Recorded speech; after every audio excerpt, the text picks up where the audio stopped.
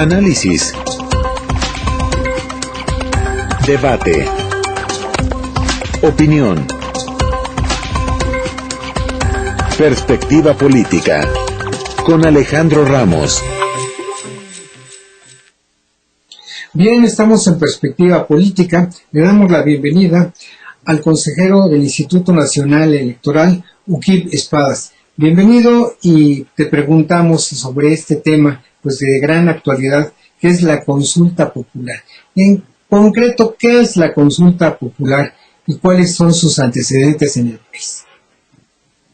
Bueno, la consulta popular es uno de los denominados mecanismos de democracia directa o democracia participativa, en la cual el gobierno, el Estado en realidad, pregunta sobre asuntos relevantes o permite a la sociedad participar en asuntos relevantes.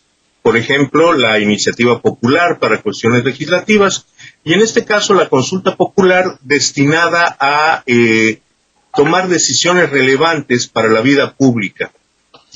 Hay antecedentes, pero ninguno con estas características. Esta es una primera vez en la historia porque se realiza una consulta a nivel nacional sobre la base de un marco legal que incluye el establecimiento de este mecanismo en la Constitución y una ley general para el país que la regula. En ese sentido, no hay precedentes. Hay, sin embargo, precedentes de otro tipo. Yo recuerdo, por ejemplo, en 1991, aquí en la ciudad de Mérida, el ayuntamiento hizo una consulta popular en relación a si la ciudadanía estaba de acuerdo o no con la distritación para elegir diputados locales por una cuestión que se debatía aquí en aquellos años. O recuerdo que el PRD en 1997 probablemente lanza una consulta nacional por el asunto del Fobaproa. En la Ciudad de México ha habido otras consultas populares, pero ninguna que reúna las dos características de ser nacional y estar regulada en nuestros instrumentos jurídicos básicos. Como consecuencia, es la primera que organiza el Instituto Nacional Electoral. Bueno, sí, la otra pregunta ligada a esto que tú mencionas es qué validez, qué fuerza, qué capacidad de ejercer esta autoridad de la consulta tiene esta consulta popular. ¿Es obligatorio lo que el resultado se aplica o no se aplica? Bueno, a veces sí y a veces no. A ver, estos instrumentos de democracia participativa suelen requerir, y es el caso de la consulta popular, un mínimo de participación para que sus resultados sean obligatorios para las autoridades involucradas. La idea es que no sean, en todo caso, minorías reducidas las que puedan tomar por sí mismas decisiones sobre asuntos relevantes del Estado mexicano. En ese sentido, el legislador ha decidido que el mínimo de participación necesario para que los resultados de la consulta sean obligatorios, vinculante que se dice en términos jurídicos, es del 40%, que son algo más de 37 millones de votantes para efectos de la consulta del 1 de agosto. Y si no se obtiene ese número de 37, un poco más de 37 millones de votos, ¿qué pasa? ¿Qué efecto tiene esta consulta? No tiene ningún efecto jurídico, simplemente se tratará de un resultado indicativo que ni obliga ni impide nada a ninguna autoridad. Es decir, como si no se hubiese efectuado. Básicamente sí. Sí, en términos reales. En términos de sus efectos. Sí. Yo creo que tenga una concurrencia suficiente o no para ser vinculante, que no va a ser un ejercicio inútil. A ver, es la primera vez que se realiza esto, de forma tal que en más de un sentido es un ejercicio civil que vamos a realizar como sociedad los mexicanos por primera vez. Eso ya es importante, ver dónde estamos parados, saber qué tanto nos interesan estos mecanismos y en todo caso saber qué tenemos que hacer para que la participación sea este mismo 1 de agosto lo suficiente para que sea una consulta vinculada. Bueno, en todo caso es como un experimento, es un experimento para medir un esquema de vinculación que puede ser importante más adelante, pero en este primer esquema, pues no parece que vaya a ser muy determinante, ¿o sí? Bueno, a ver, me parece que la consulta, si se analiza bien la pregunta, nos puede proponer escenarios interesantes. A ver, hay que poner atención en que el eje de la pregunta son los acontecimientos, las decisiones políticas del pasado, y en consecuencia los acontecimientos vinculados a esto. Este país tiene un pasado largo de cosas indebidas que se han hecho desde el Estado mexicano. Voy a poner los mismos ejemplos que pongo siempre que hablo del tema en estos días, porque yo creo que a mi generación es de los eventos que más impactaron. La represión al movimiento del 68, el halconazo del 71 y el fraude electoral del 88. Son acontecimientos no esclarecidos. Lo que se nos está preguntando es, ¿quieren que se esclarezca, que se investigue, se haga justicia y en su caso se repare a las víctimas? ¿O prefieren que pongamos un punto final a estos acontecimientos y dejemos lo pasado en el pasado? Bueno, Así de importante es. Bueno, sí, pero en realidad esa no es la pregunta, ¿no? Ese planteamiento que se haga esto o se deje de hacer no está, bueno, por lo menos no está explícito, puede estar implícito, pero no está claro. Sin embargo, pues yo creo que sí es importante el que se conozca el alcance de este tipo de mecanismos de la democracia, pues no es electoral, sino la democracia en general, y que pues no hay muchos antecedentes, digamos, conocidos en México, aunque no dejan de ser relevantes. Pero si te parece bien, vamos a hacer un corte y regresamos en un minuto. Pues aquí regresamos con el consejero del Instituto Nacional Electoral, Uquib Espadas, con quien estamos hablando sobre el tema de la consulta popular, y veíamos que realmente pues sí puede ser un elemento trascendente, pero ya refiriéndonos concretamente a la pregunta que se va a hacer en las próximas semanas, se convoca pues a toda la población de edad ciudadana a participar, pues como que no queda claro, es decir, el Instituto Nacional Electoral, ¿qué es lo que está preguntando? Pues por que le corresponde, así se determinó que le correspondiera por parte de otras autoridades, concretamente el Poder Judicial. Estamos preguntando, el contenido aproximado, no tengo el texto enfrente, ¿estás de acuerdo o no en que se realicen las acciones pertinentes de acuerdo con el marco legal vigente para que se esclarezcan las decisiones políticas del pasado y en su caso se haga justicia y se resarza a las víctimas? Es aproximado el texto que estoy diciendo. Es decir, el foco de la pregunta es ese: ¿se quiere que se esclarezcan las decisiones políticas del pasado o se prefiere que no sea así? Esa es la pregunta que a nosotros nos toca difundir. Nosotros no podemos quitarle ni ponerle. Y bueno, en mi caso, cada vez que doy mi opinión sobre el contenido, expreso que es una opinión estrictamente personal, porque las consecuencias jurídicas precisas de lo que resulte tendrán que ser dictadas por la Corte en su momento. Sí, pero como no está realmente establecido, como tú mencionabas, hay eventos que evidentemente pues a los mexicanos, o a una gran parte de ellos, les sería muy importante pues conocer, que se investigara a fondo los eventos tan importantes como el movimiento estudiantil de 68, lo del halconazo, y en fin, otros varios que pues también han marcado parte de la historia en el país. Sin embargo, pues estos eventos no están considerados dentro de esta consulta popular, ¿o sí? En lo concreto, no. La pregunta es totalmente general. Se refiere a decisiones políticas del pasado. No pone límites específicos ni en un sentido ni en otro. Es decir, ni qué tan atrás, ni desde cuándo es pasado. Esos límites, si tuvieran que precisarse, correspondería precisarlos en su momento a la Corte. Bueno, pues el problema es que no están precisos. El pasado puede ser desde una semana anterior. hasta no sé hasta cuándo, ¿no? Hasta muchísimas décadas atrás. En realidad es muy amplio ese pasado y sin embargo el que va a votar un sí o un no no tiene un referente claro por qué está votando, ¿o sí? Bueno, no tiene un referente particular, diría yo.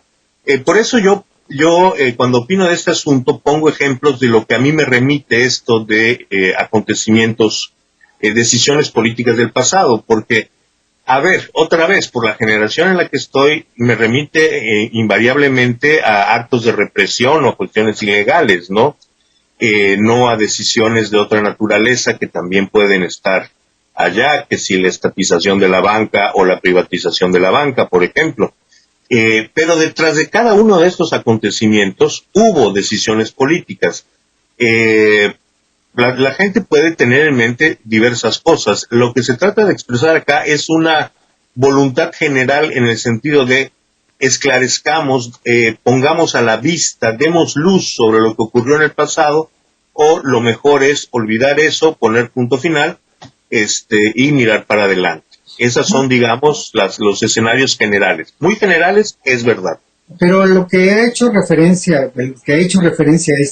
al sentido de esta consulta, pues es el propio presidente de la República.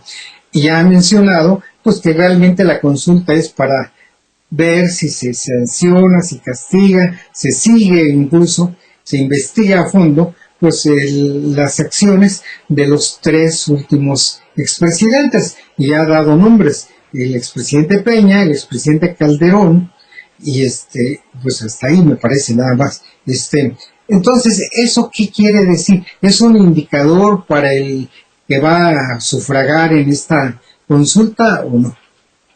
Bueno, el presidente da su perspectiva de los acontecimientos y personajes que a él le parece más relevante que queden cubiertos bajo el espectro de acontecimientos y decisiones políticas del pasado, como yo acabo de dar la mía.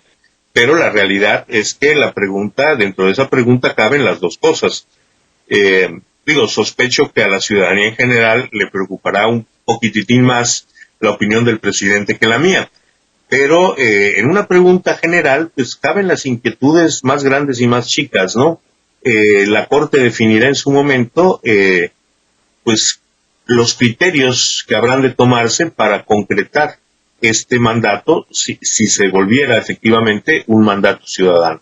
Pero aquí hay un problema muy serio, porque el ciudadano que participe en esta consulta solamente tiene dos opciones: votar sí o no. ¿Sí o no a qué? Pues al esclarecimiento general. Entonces, efectivamente, el ciudadano que vaya pensando únicamente en un evento o en un acontecimiento, bueno, está bien, esa es su motivación, pero tiene que tener en cuenta que la pregunta es amplísima y que puede incluir lo que a él o a ella le preocupa, pero que habrá que ver en qué medida la Corte establece instrumentos que también lo incluyan, porque la consulta no es específicamente sobre ningún evento concreto del pasado, ni sobre los movimientos que me preocupan a mí, ni sobre la acción de los expresidentes recientes, digamos. Bueno, pero entonces el sí o no, pues prácticamente no significa nada. No, yo creo que sí.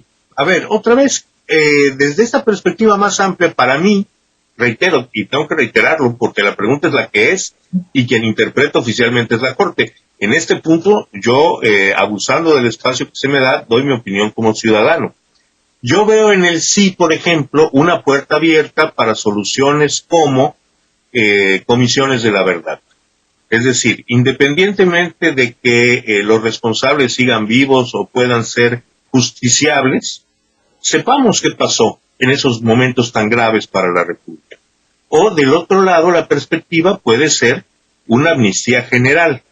Es decir, las cosas fueron muy mal hasta el momento, hubo distintas cosas que no debieron ocurrir, pero es la hora de poner un punto final y generemos una amnistía.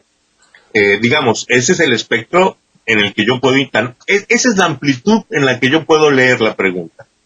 Bueno, pues sí, es un punto de vista muy interesante, pero en realidad todavía no aclara cuál es el sentido de de la consulta, pero si nos permites, vamos a hacer un pequeño corte y regresamos sobre este tema. Pues bien, regresamos aquí en Perspectiva Política sobre este tema de la consulta popular. El presidente ha mencionado pues a los expresidentes que le han antecedido, pero finalmente en la boleta en donde el ciudadano tiene que concurrir a estas urnas, pues no están esos nombres. Entonces, el INE, que es el organismo encargado de promover, de realizar esta consulta, ¿qué papel cumple ya técnicamente, jurídicamente, en esta consulta? Bueno, a nosotros no nos corresponde tomar ninguna de las decisiones fundamentales de la consulta. Es decir, nosotros no acordamos la pregunta ni la podemos modificar. Nosotros no acordamos la fecha de la consulta ni podemos de ninguna manera alterarla. Y pues las reglas básicas, ¿no? Es una consulta abierta a toda la ciudadanía y se tiene que realizar de forma tal que todos los ciudadanos tengan acceso a una boleta para expresar su opinión. Por lo demás, la ley en la materia es bastante escueta, así que el instituto ha tenido que ir resolviendo las cosas sobre la base de su experiencia y en mucho aprovechando la infraestructura que nos dejó la elección del 6 de junio. Pero bueno, volviendo al centro de la pregunta, lo que el instituto tiene que hacer es, habiendo recibido la pregunta, organizar una consulta en boletas, que es para efectos prácticos como si fuera una elección, con la salvedad de que habrá una sola boleta y no hasta 5, como llegamos a tener en algunos estados el 6 de junio, y garantizar que cada ciudadano tenga cerca de su domicilio su boleta esperándolo para emitir su opinión. Bueno, y siendo tan general la consulta, ¿qué posibilidades hay de que se cumpla este mínimo de 40% de participantes para que tenga alguna validez la consulta? Es decir, pues son más o menos 40 millones de personas las que tendrían que concurrir a las urnas. ¿Cuál es la motivación? ¿Qué hace el INE para, digamos, en sus estimaciones, cuánta gente podría concurrir? Bueno, no tenemos un pronóstico. Nosotros partimos del supuesto y estamos preparados para eso, de que van a acudir 93 millones de electores. Es decir, si el próximo domingo 1 de agosto todos los inscritos en la lista nominal de electores deciden acudir a votar, el INE los estará esperando y no va a pasar nada extraordinario. No va a haber congestiones, no va a haber falta de boletas, no va a haber falta de absolutamente nada. Por lo demás, yo soy optimista, es decir, por un lado, que las elecciones acaben de pasar no nada más nos facilita a nosotros cuestiones logísticas y económicas, es muy importante decirlo, sino que pues tiene una ciudadanía que incluso todavía está atenta a lo que ha seguido después del día de la elección, porque el proceso electoral no ha terminado. Tenemos entonces a una población, a una ciudadanía políticamente sensible, políticamente incluso motivada, me atrevería yo a decir, y eso me parece que es un buen sustrato para que las ciudadanas y los ciudadanos decidan pues tomarse unos minutos de su domingo para acudir a la casilla a emitir su opinión en este tema. Por lo demás, distintas voces están invitando a votar. El instituto, desde el día 15, porque así nos lo permite la ley y la convocatoria, está utilizando prácticamente la totalidad de sus espacios en radio, televisión, redes sociales para difundir esto, y ya previamente estuvimos difundiendo nuestras actividades para el reclutamiento y activación de los capacitadores electorales, de los funcionarios de las mesas receptoras de opinión y desde luego de las convocatorias para observadores internacionales y para observadores y para visitantes internacionales. Bueno, por cierto, está abierta todavía. Bueno, sí, entonces podemos concluir de alguna manera que este es un proceso de educación electoral cuyo resultado pues finalmente es un sí o no, que no está claro hacia dónde va, y que, bueno, puede ser, pues eso, ¿no? Una forma de enseñar a la población en la democracia participativa. ¿Se podría definir así? Sí, de hecho me gusta la definición, la voy a retomar. Es un ejercicio de pedagogía cívica también. Es decir, como sociedad tenemos que aprender a utilizar estos instrumentos nuevos. No vemos su utilidad por lo pronto porque, entre otras cosas, nunca los hemos usado. Pero se trata de activarnos como sociedad en esta participación, en el uso de estos nuevos espacios que nos da la Constitución y que tendrán que ir evolucionando y madurando con el tiempo, al mismo tiempo que la sociedad será cada vez más hábil y eficiente en la utilización de estos mecanismos, me parece a mí. Bueno, pero la pregunta tal como la plantea o la ha mencionado el jefe del Ejecutivo, citando los nombres de sus antecesores, pues un sí o un no, ¿qué quiere decir?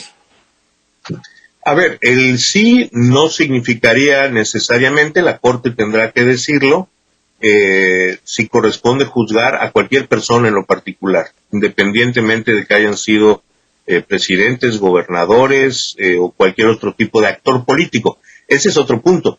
La pregunta se refiere en segunda instancia, es decir, en primera instancia su núcleo es los acontecimientos, el esclarecimiento de decisiones políticas del pasado. Su segundo foco sí son los actores políticos en general. Están ahí los expresidentes, desde luego que están ahí en ese núcleo los expresidentes, pero también están exgobernadores, expresidentes municipales, exsenadores, exdiputados, exconsejeros electorales, y otros que no me vienen tan rápidamente a la mente en este momento. Es decir, cualquiera que haya tomado decisiones políticas de las que en el proceso de esclarecimiento resultara que hay faltas que deban ser justiciables o víctimas a quienes reparar el daño. Bueno, pues sí está muy claro, pues yo lo que entiendo es que es un ejercicio de didáctica democrática, y pues ahí es donde ahí se va a quedar, difícilmente puede ir más allá.